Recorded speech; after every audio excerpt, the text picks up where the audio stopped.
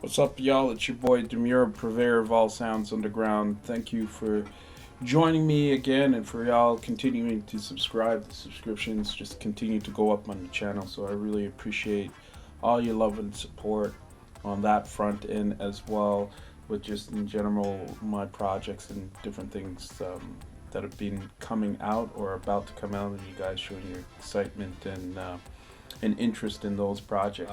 This is a producer tip for you guys out there when it comes to, I guess, generating authenticity in terms of writing bass lines or live music over complicated loops to which the phrasing in the loops are very intricate. I have a tremendous amount of respect for jazz musicians, especially when I hear these tracks that I sample, and the complexity of some of their lines are just amazing, because I actually have to attempt to recreate that in some form. Although I'm somewhat proficient around, keys and bass and drums and stuff, some of the things are just very challenging to reproduce, because I wouldn't consider myself a seasoned musician. I would consider myself a musician who can kind of figure things out and get through it. So as a producer in this day and age, you really need to leverage some great techniques through the software and systems that we have today. So I'm going to show you a method that I leverage to be able to recreate very complicated, or what sounds complicated in terms of instrumentation, that would sound better in a live format. I remember being a child, going to Trinidad with my dad, and he would take me to these what are called pan yards, and basically they're places where steel pan musicians rehearse, and they could be rehearsing like 16, 32, 64 bars of music, and it's just that one line or lines or parts until they get it right. These boys, they getting on, and they working the thing and so forth. And I didn't really understand it as a child, but I understand it more so as a man, because practice makes perfect. So I thought about them, in terms of their approach and how they rehearse and practice things constantly, their most complex lines. So when it comes time for competition, it's just fluid, it's simple. So I was thinking, like, how could I bring this to production? So I'm going to give you an example of a sample to which the bass line I was hearing underneath the sample I knew was very complex and required me to kind of break it down. So the producer tip here is, you cannot eat an elephant in one serving. You got to do it in bits and parts. So I'll play you the loop and you'll understand what I'm talking about. So check this out. I'm just going to solo out the loop.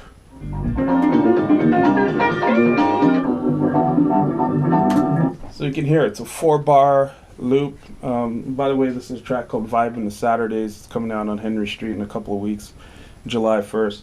And you can hear the bass line, like what I was hearing was boop boop ba doop ba doop doo doo ba doo ba doo doop ba doo doo doo doo doo doo doo doo ba da da ba da ba doo da da ba doo doo doo. Crazy shit going on in there. There's skills. There's a wicked groove maintaining and gluing things together. And I was like, man, how am I gonna get this done? So what I typically do is I go back to that pan yard scenario to when I was a kid, and I break down the loop. So it's a 4-bar loop, and I'm listening to the bass line. So what I do is I look at each of the bass line parts within the loop. So I'll take the first bar, for example, and we'll just solo this out, and you'll hear, actually, yeah, I'm just going to play the bass part that I was playing, so you'll hear it here without the sample. So this is the first bar of the bass line. So I knew that bass line, like I knew the first bar would be relatively easy. So it was, I think, 3 notes. It was like,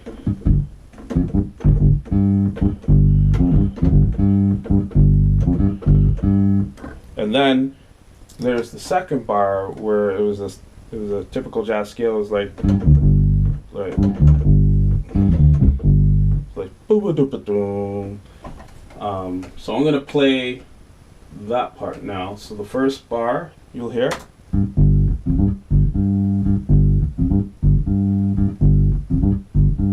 So if you're a producer that's just used to sampling and maybe writing a little bass line over stuff, you can hear now that the first bar is relatively easy. So what I would do is I'd write that first part, and then I'd say, okay, I got it down, sounds pretty good with the sample, let me just check it and make sure it sounds natural. So I'd solo the bass line and the sample together, 1 bar. So the first bar of 4 out of this loop. So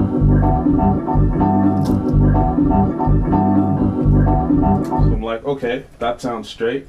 Now just repeat the same process. And like I told you, I know my way somewhere around the bass and keys and other instruments, so I knew the second bar was a scale, and I could reproduce it, but I needed to break it down into piece parts. So this is the second bar 4.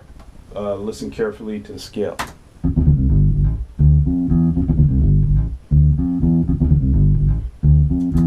So it was like, it's a little, the notes are different, but it was like down there. And so what I did, I just kept playing that until I figured it out. Again, once I felt comfortable, I figured it out. I'd record it, lay it against the sample and say, does it sound natural? You know, and then I'd repeat the process and come over here. So now I'm in the 3rd bar of the 4-bar loop. Let's solo out the bass.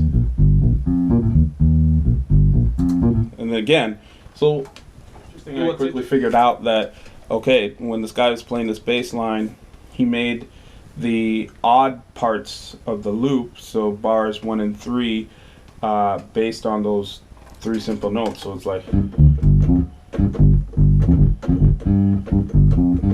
so it was right there, and I knew it'd come back to that, and then the 4th bar would be the scale again.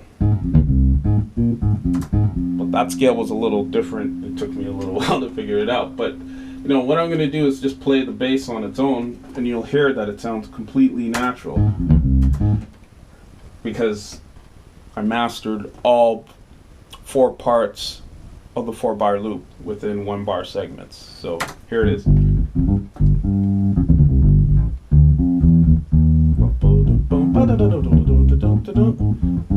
Yeah. So now I'm going to bring in a sample.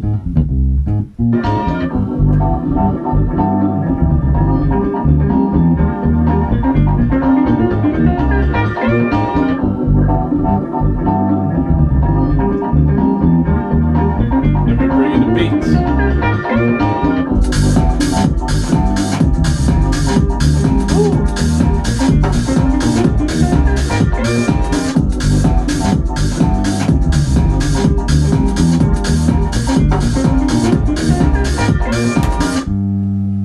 So I hope this producer tip was useful to you guys. Again, it's about taking elements that I learned as a child and going to the pan yards in Trinidad and watching them boys practice the thing and so forth, and just bringing that into, you know, today's music creation. We have the power of computers that allows us to just be so flexible. So there's just nothing that you cannot do.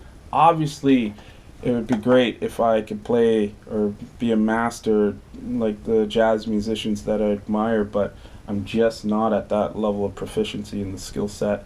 So you got to get creative and smart with things, and that's why, you know, when it comes to production, why when I hear some tracks and I know it's just lazy production and boring tracks in terms of, what I think is real hot boundary pushing music. It just doesn't interest me. I'd rather go for the things where guys are really stepping up their creativity and working with the elements. So again, this track is called Vibing to Saturdays, coming out on Henry Street in the Living for Saturdays EP. Thank you again for joining me. Peace, respect all time. It's your boy Demuir. Later.